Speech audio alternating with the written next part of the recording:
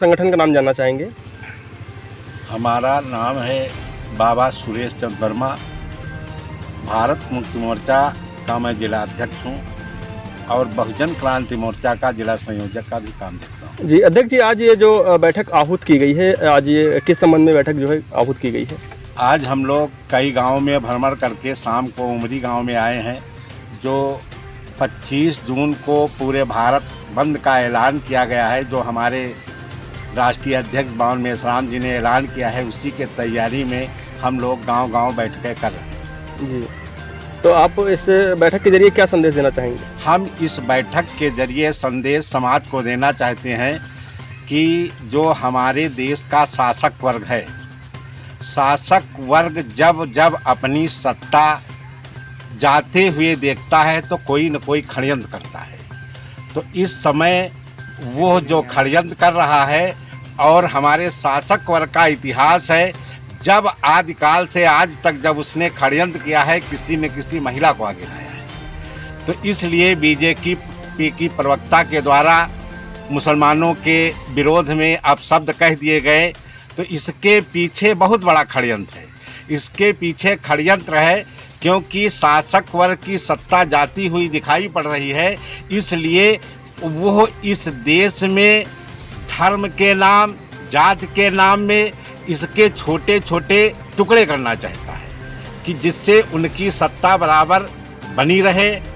और अगर इनकी सहन होती तो आज तक जो इनकी राष्ट्रीय प्रवक्ता नूपुर शर्मा हैं, उनके खिलाफ ना तो कोई कार्रवाई हुई है और बीजेपी के जो पदाधिकारी हैं जगह जगह पर उनकी बात का समर्थन करते हैं, उनका स्वागत करते हैं। इससे साफ जाहिर हो रहा है कि ये शासक जो सत्ता है उसकी ही अंदर खाने से देन है, क्योंकि 2024 का लोकसभा चुनाव आने वाला है।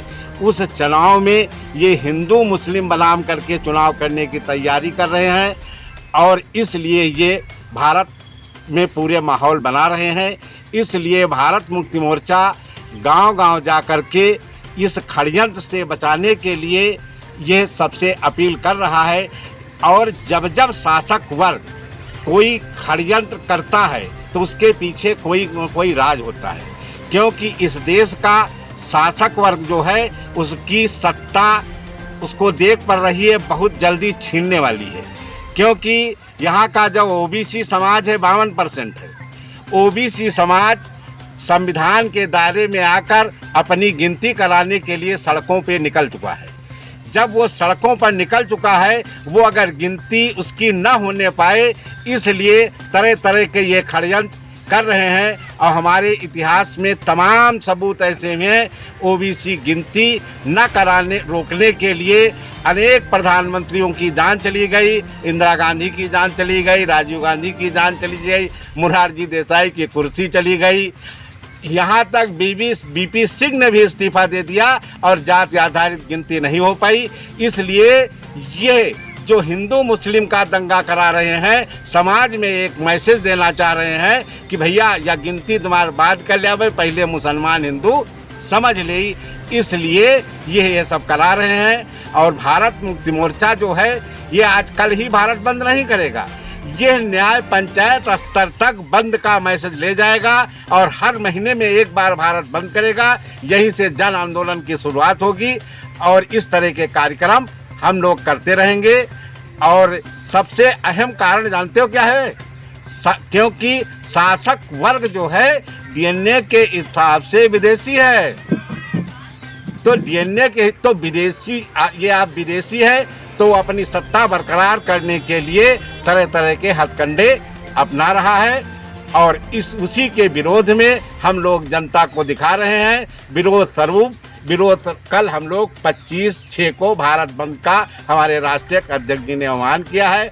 हम लोग उसी के सिलसिले में गांव-गांव जा रहे हैं और ना तो किसी से हम लोग ज़बरदस्ती करेंगे।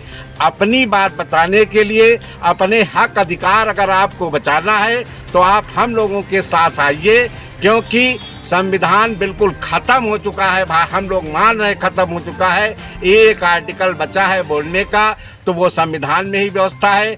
जिस दिन इनकी 338 संख्या हो जाएगी वो भी ख़त्म कर देंगे। ना आप हमसे बैठ ले पाएंगे, ना हम आपको बैठ दे पाएंगे। उसके लिए परमिशन लेना पड़ेगा, ना परमिशन मिलेगा, ना हम बैठ दे पाएंगे। अगर हम लोग जागृत होकर नहीं जागे तो हम लोगों की जो अगली पीढ़ी है वो हम लोगों से जवाब पूछेगी, और संविधान से जो हमको अधिकार मिले हैं वो सब जा रहे हैं। हम लोगों को इसके लिए जाति व्यवस्था भूल करके मूल निवासी समाज, जो भारत के मूल निवासी हैं, उनको अपनी सत्ता लाने के लिए, अपनी व्यवस्था, अपने अधिकार लाने के लिए हमको सड़कों पे उतरना होगा, और इसलिए हम भारत बंद कर रहे हैं। आज मैं यही बात कहना चाहता हूँ। जय मोदी।